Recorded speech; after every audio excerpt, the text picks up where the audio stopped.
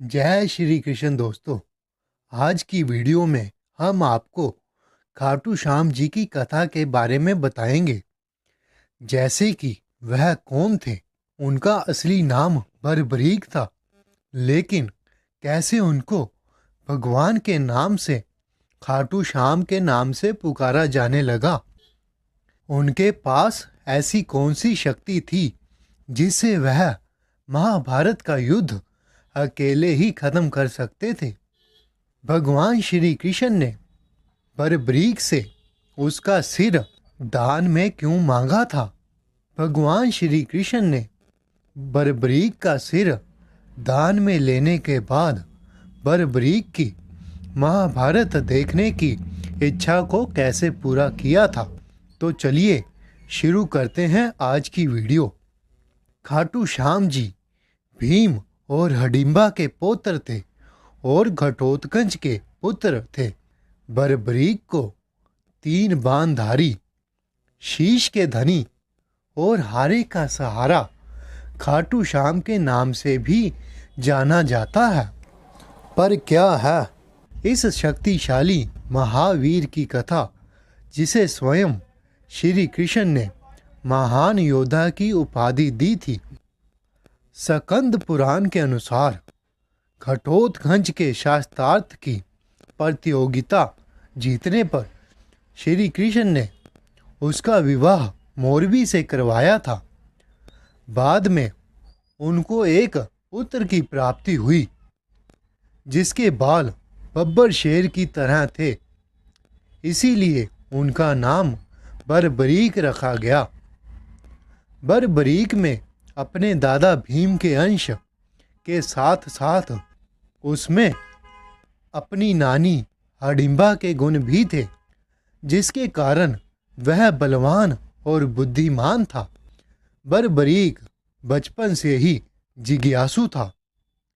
जब घटोत्कच को बरबरीक के इन गुणों के बारे में पता चला तो वह उसको श्री कृष्ण के पास ले आया और उसने श्री कृष्ण से कहा कि इसमें वह सारे गुण हैं जो इसको हर उस महान योद्धा से अलग बनाते हैं, लेकिन मैं इसकी जिज्ञासा को शांत नहीं कर सकता, इसीलिए मैं इसको आपके पास लेकर आया हूँ। श्री कृष्ण ने कहा, है बरबरीक, तुम मुझे उतने ही प्रिय हो जितने कि तुम्हारे पिता घटोत्कच और तुम्हारे दादा भीम हैं।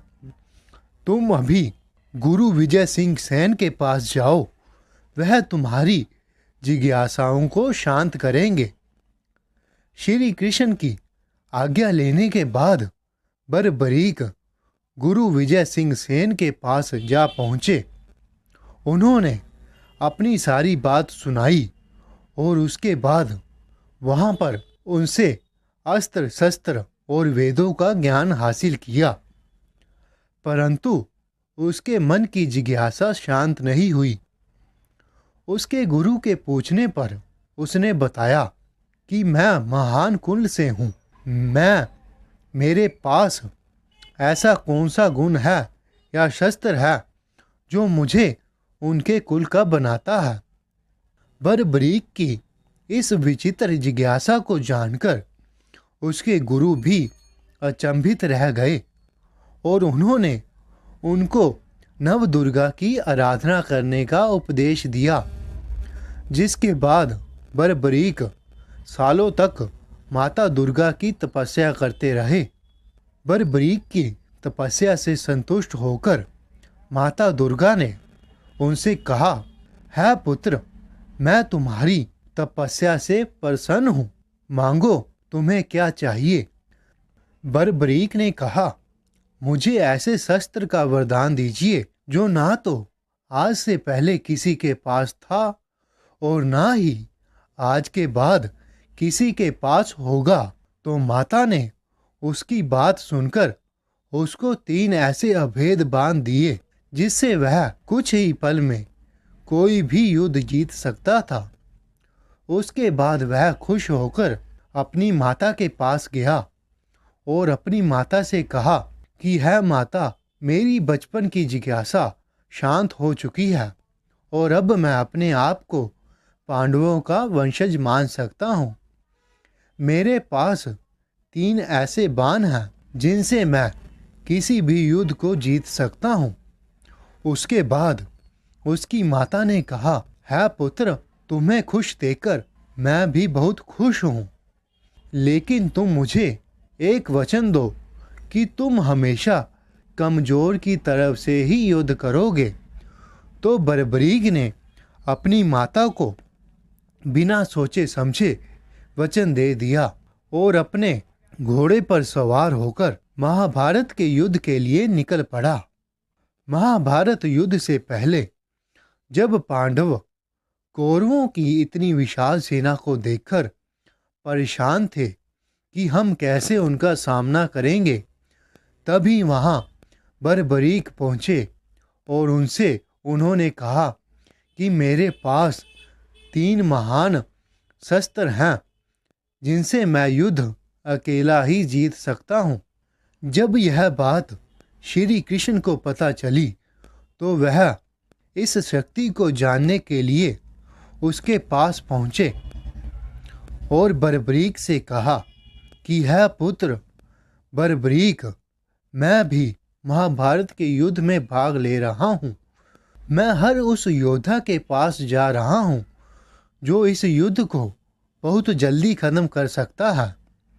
श्री कृष्ण ने बरबरीक को कहा कि महाबली भीष्म 20 दिन में, द्रोणाचार्य 25 दिन में, कर्ण 24 दिन में, अर्जुन 28 दिनों में इस युद्ध को अकेले ही समाप्त कर सकते हैं।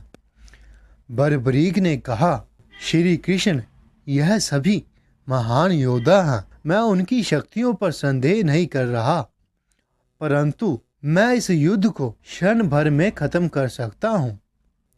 तो भगवान श्री कृष्ण ने पूछा कि कैसे तुम इस युद्ध को क्षण भर में खत्म कर सकते हो। तो बरबरीक ने बताया कि मेरे पास 3 ऐसे अभेद बाण हैं जिससे मैं युद्ध को एक ही बार में तीर चलाकर दुश्मन की सारी सेना को मार सकता हूँ। तो श्री कृष्ण जी ने पूछा कि तुम यह कैसे कर सकते हो। तो फिर बरबरीक ने बताया कि मैंने नवदुर्गा की तपस्या करके यह 3 बाण हासिल किए हैं, जिनमें से पहला बाण दुश्मन को चिन्हित करता है। चाहे दुश्मन कहीं भी छुपा हो, वह उनको खोजकर आता है। और दूसरा बाण उसको जाकर भेद आता है, उसको मार डालता है। और तीसरा बाण उसको वहीं पर जला देगा, उसका सर्वनाश कर देगा। श्री कृष्ण बरबरीक की इस शक्ति को जानकर आश्चर्यचकित हो जाते हैं और जैसे ही बरबरीक के 3 अभेद बाणों के बारे में दुर्योधन को पता चलता है तो वह उसके पास जाता है।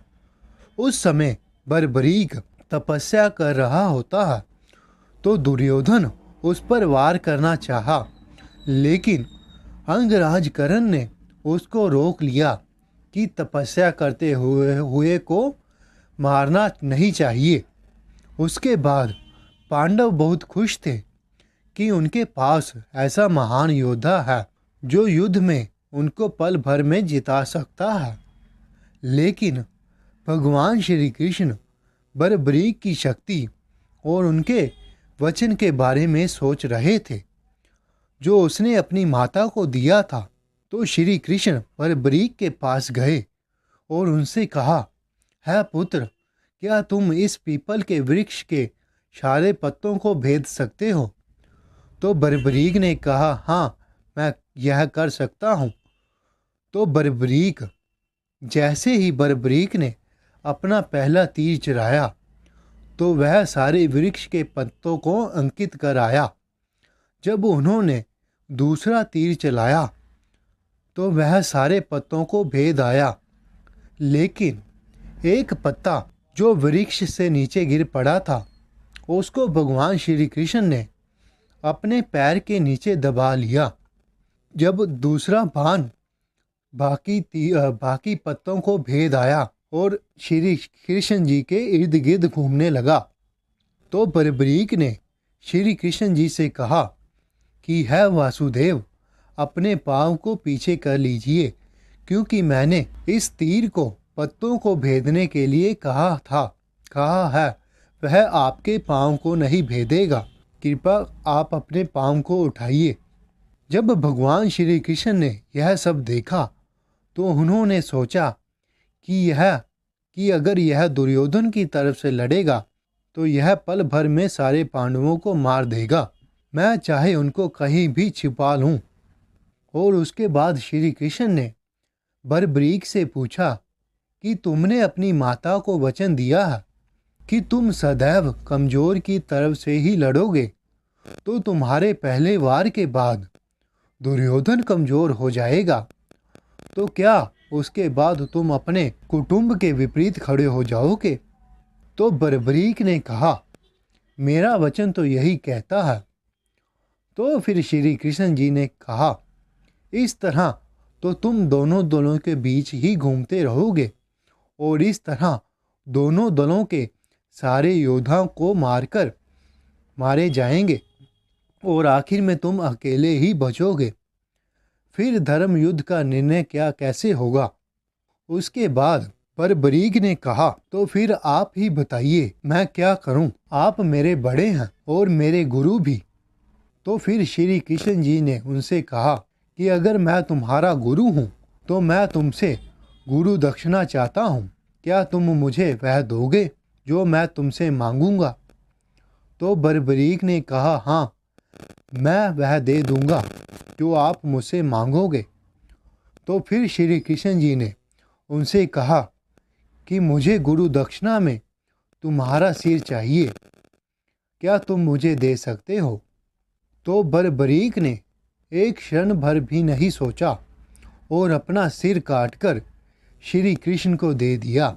श्री कृष्ण बरबरीक के इस कार्य पर बहुत प्रसन्न हुए और उन्होंने बरबरीक से कहा कि तुम मांगो, तुम्हें क्या चाहिए? तो बरबरीक ने कहा, श्री कृष्ण जी, मेरा इस महाभारत के युद्ध को देखने की बहुत इच्छा है और आप कुछ ऐसा कीजिए जिससे मैं यह युद्ध देख सकूं।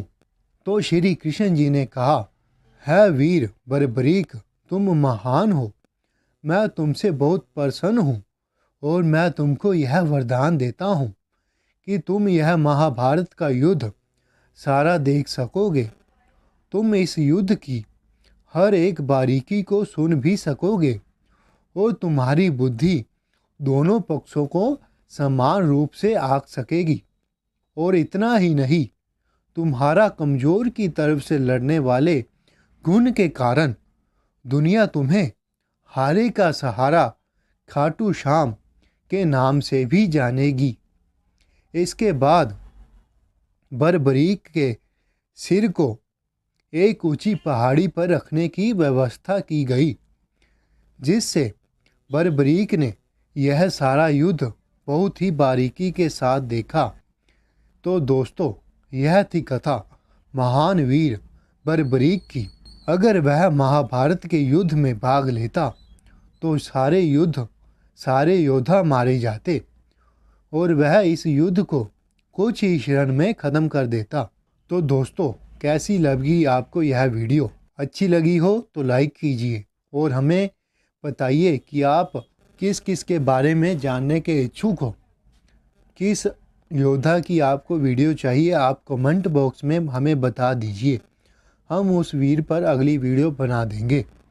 और हाँ, अगर आपने चैनल को सब्सक्राइब अभी तक नहीं किया है तो चैनल को सब्सक्राइब कर दीजिए और बेल का आइकन ज़रूर दबाइए, जिससे आपको नई वीडियो तुरंत मिल सके। तो चलिए दोस्तों, मिलते हैं अगली वीडियो में। जय श्री कृष्ण। मिलते हैं अगली वीडियो में। जय श्री कृष्ण।